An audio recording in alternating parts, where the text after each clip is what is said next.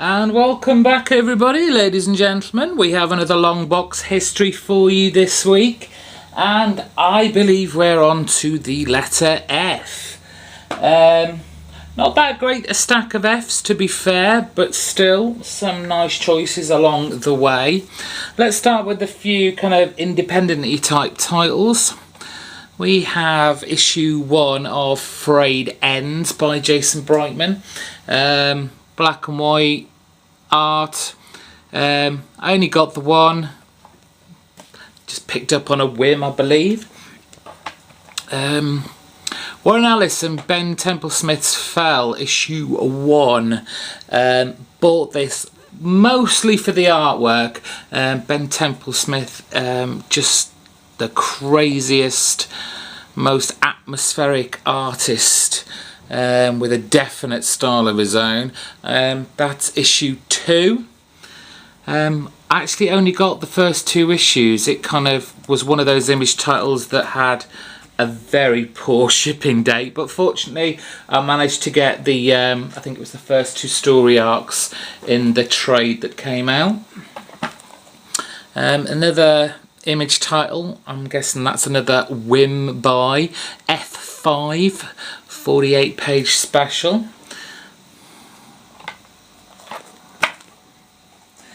Some Vertigo titles now. We've got Flinch, issue 1, one of the Vertigo horror anthologies from 1999. Issue 2. And issue 3.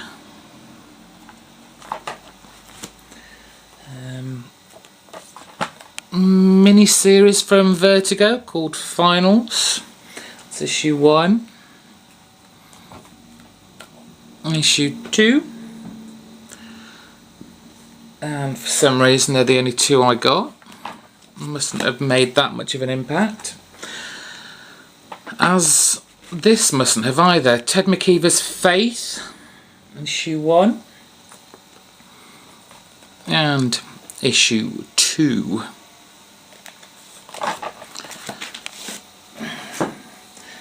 And then now let's get these out the way.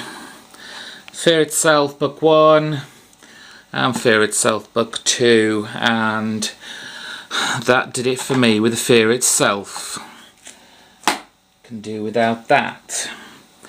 Then Marvel Knights Fantastic Four 1, 2, 3, 4, a 4-part mini with Doctor Doom being the major villain in here, and basically the Fantastic Four family not having the greatest of times between each other, to be honest. And finally issue 4 of 4. I was quite surprised I'd forgotten all about these. This is what's great about going in these long boxes and making these videos. I find comics I forget I had. I wasn't the hugest of Fantastic Four readers, but obviously I decided to give it a go. We've got the Marvel Knights run of what simply was called 4. The kind of grown up, more late teen type of run with the Marvel Knights, by Roberto Aguirre Sacasa, with Steve McNiven and Mark Morales on art. Number 3. Number 4. Number 5. Number 6. It's quite a nice cover there. Number 7.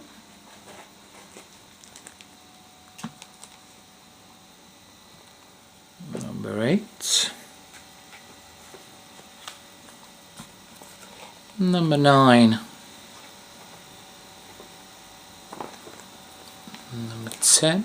Another great cover of the Thing breaking through the ground.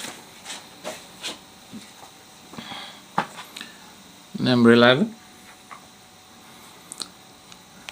Number 12. Number 30 with Sue's Booty. Number 14. Number 15. Number 16. Number 17. Nice Doom cover there. Number 18.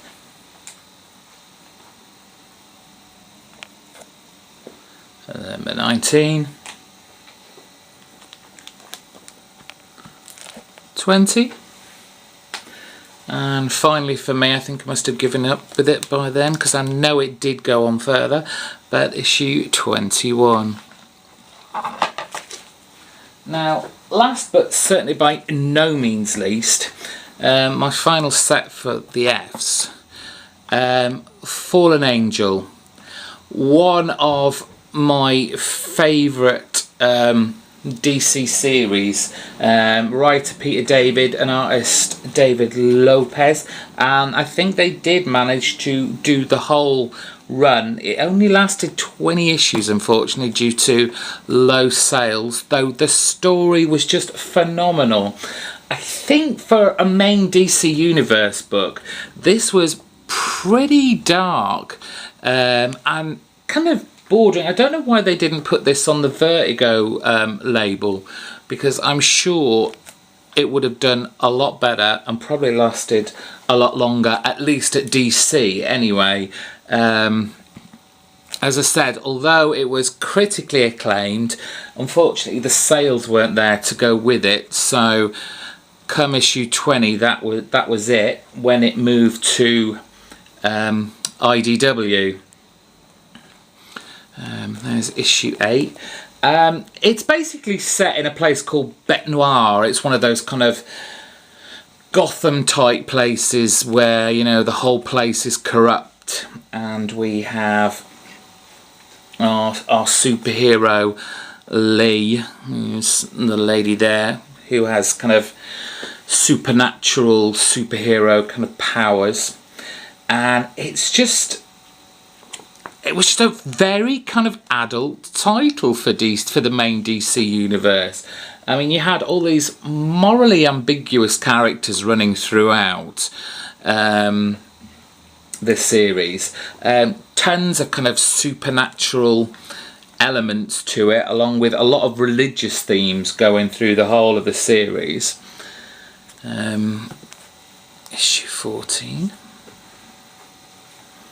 And I just had a whole lot of fun with this, and I was just gutted when they decided to cancel this. Issue 16. Unfortunately, 17. I didn't follow it when it went to IDW. I know they bring out some great comics and titles, but they're just too expensive. 19. And finally issue 20. Though saying that, when it did go to IDW, no, I didn't buy any of the regular issues, but I did, and hopefully I can get this in. I think I'm going to have to pick the camera up a little here. I got a great deal on this oversized Fallen Angel, the Premiere Collection issue book, Behemoth.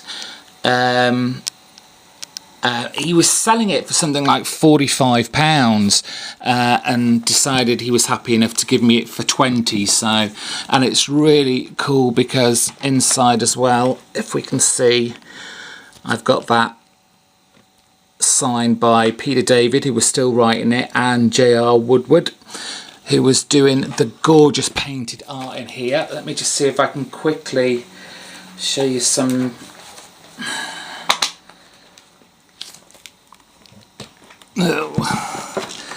some shots here. Wait. I'm trying to keep the pages from moving. So I mean, it was just beautiful. So yeah, that was the Fs. I hope you enjoyed that. See you soon.